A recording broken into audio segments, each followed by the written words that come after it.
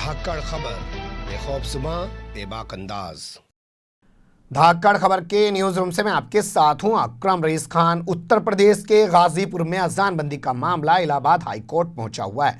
4 तारीख को उसमें सुनवाई हुई, 5 को भी सुनवाई हुई। 4 की खबर मैंने 5 में आपके सामने रखी थी, 5 की सुनवाई की खबर आज मैं आपके सामने रख रहा हूं।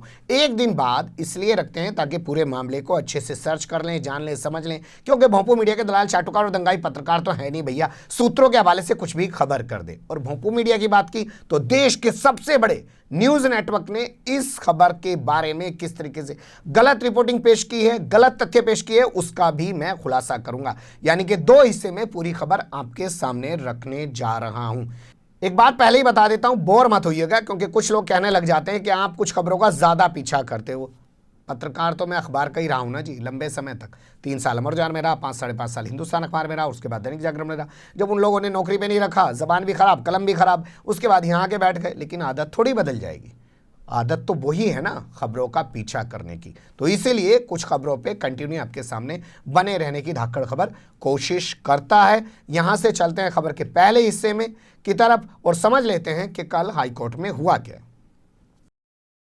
तो जैसा कि मैंने कल आपको खबर में बताया था कि पूरा ये मामला 30 अप्रैल को हाईकोर्ट पहुंचा था। उस वक्त हाईकोर्ट पहुंचे सरकारी वकील ने कहा, साहब मेरे पास तो कॉपी ही नहीं है। जो ये पिटीशन दाखिल की है बीएसपी के सांसद गाजीपुर से जो है अफजाल अंसारी, और वो कह रहे हैं उनके यहाँ अजानबंदी नहीं होने दी जा रही है और अजान होनी चाहिए, ये उनका मौलिक अधिकार है। तो मेरे पास जब कॉपी नहीं है, मैं सरकार का जवाब क्या दाखिल करूँ। कोर्ट ने कहा अच्छा भाई ठीक है, तुम्हें कॉपी दिला देते हैं। ऑर्डर कर दिया, इनको कॉपी दे दीजिए, 4 तारीख को सुनवाई होगी। 4 तारीख को सुनवाई हुई। सरकारी वकील पहुंचे, जिन्हें हम इंग्लिश में कह सकते additional advocate general Manish Goyal, उन्होंने सरकार का जवाब दाखिल कर दिया। और हिंदी में कह सकते हैं उनको अपर महाधिवक्ता मनीष गोयल ने सरकार की तरफ से जवाब दाखिल कर दिया। अब उस पर जवाब दाखिल करने के बाद जो पिटिशनर है, जो याचिका करता है, उनको अपना जवाब दाखिल करना था। तो उन्होंने कल 5 तारीख को अपना जवाब दाखिल करा। अफजाल अंसारी साहब की तरफ से जो पेश हुए कोर्ट के अंदर, सैयद सफदर अली काज़मी, उन्होंने जवाब दाखिल करा। और जवाब दाखिल करने की प्रक्रिया पूरी सुन लीजिए। ऐसा नहीं है कोर्ट में अभी फिलहाल कोई जाके जवाब दाखिल कर रहा है, सब कुछ वीडियो कॉन्फ्रेंसिंग के जरिए ही चल रहा है। मेल से अपने दस्तावेज लोग भेज देते हैं और वीडियो कॉन्फ्रेंसिंग के जरिए उनकी जीरा बहस होती है। तो कल जब दोनों के जवाब दाखिल हो गए, उसके बाद बहस हुई।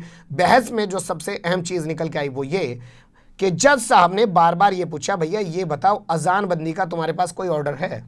तो ऑर्डर वो कोई दिखा नहीं पाए, ना ही उनके पास कोई ऑर्डर था। उनके पास जो ऑर्डर था उसमें बार बार वो यही कहते रहे, साहब हमने भीड़ पर रोक लगा रखी है, सभी धर्मों के धार्मिक कार्यक्रमों पर रोक लगा रखी है, कोई सामूहिक धार्मिक कार्यक्रम नहीं हो सकता है। तो वो बार बार जज साहब पूछते रहे, ये तो ठीक है, ये तो ये भी मान रहे हैं, ये तो ये भी कह रहे हैं कि जब से लॉकडाउन लागू है तब से मस्जिदों में ताले पड़े हुए हैं, वहाँ पर अजान नमाज नहीं हो रही है। अजान का ये लोग बता रहे हैं कि अजान का मकसद है मैसेज देना, लोगों को जानकारी देना, क्योंकि आज भी इस देश के अंदर बहुत से लोग अजान सुन के ही अपना रोज़ा रखते हैं, यानी कि सुबह को सहरी खाते हैं और अजान सुन के ही अपना रोज़ा शाम को खोलते हैं, या इसके अलावा नमाज जो पढ़ते हैं वो अजान सुन के ही पढ़ते हैं। तो अजान में कहाँ ये सब है कि अजान ये कह रही है कि आइए भीड़ इकट्ठा कर लीजिए मस्जिद में?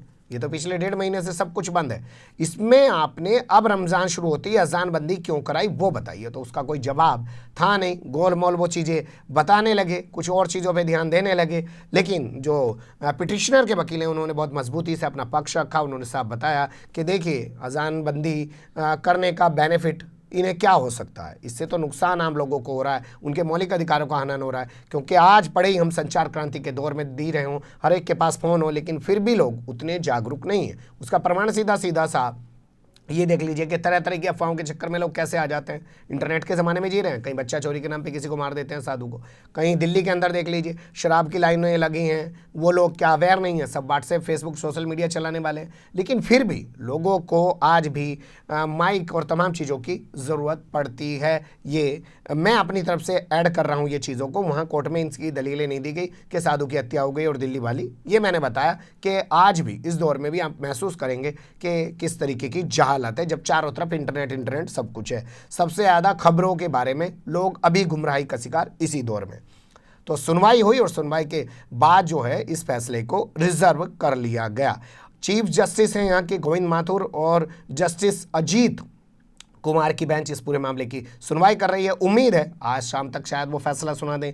उम्मीद ये भी है कि कल तक वो कोई फैसला इस पूरे मामले में सुना दे। जब फैसला आएगा उससे भी आपको रूबरू कराने की कोशिश करेंगे। अब चलते हैं देश के सबसे बड़े न्यूज नेटवर्क का हाल आपके सामने रखने की तरफ।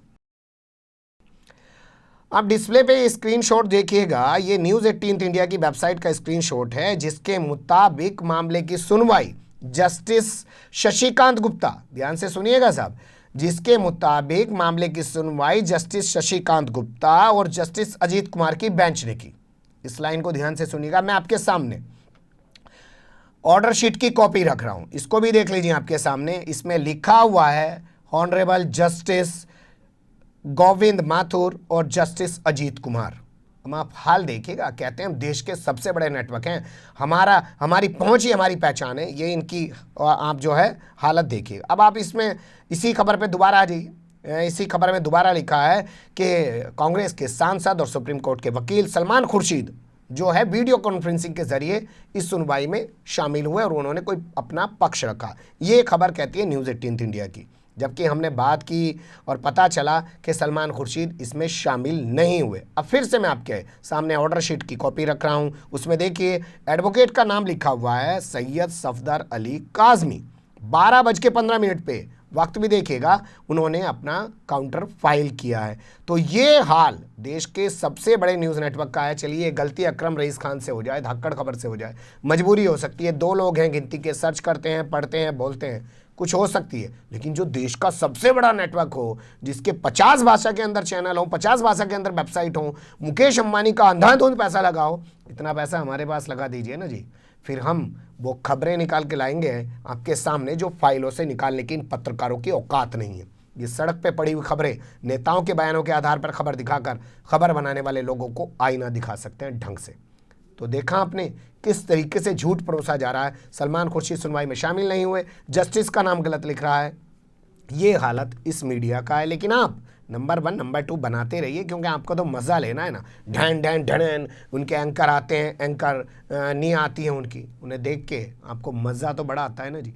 बने रहिए धाकड़ खबर के साथ। फिलहाल कमेंट्स के रूप में आप लोग अपनी राय दे सकते हैं, खबर को लाइक कर सकते हैं, चैनल को सब्सक्राइब कर सकते हैं और ज़्यादा से ज़्यादा हमारी खबरों को शेयर कर सकते हैं। फिर ऐसे ही किसी सुलगते हुए या उलझते मुद्दे लेकर मैं आपके सामने हूँगा हाजिर। फिलहाल अभी मुझे दें इजाज़त।